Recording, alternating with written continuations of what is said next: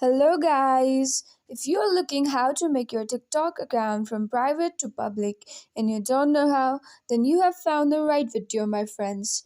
Welcome to my channel, and today I will guide you in a simple steps how to unprivate your TikTok account. So first of all, open the TikTok app on your phone. On the Sometimes bottom I have right this tiny corner, voice you in the can back of my see head that the goes like, profile "Hey, sign. everyone So hates click you," on the and then profile feel sign. that. You can see that my account is private right here. Now, all you have to do is click on the top right horizontal lines and now choose Settings and Privacy. In this page, under Account, you can see the option Privacy. Click on Privacy.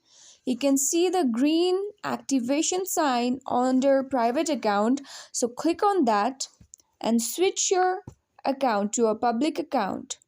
So once this turns gray from green, you can know that your account has been turned to public from private and your account has been unprivated. Thank you for staying till the end of this video. If you found this video helpful, don't forget to give me a like and also don't forget to hit that subscribe button.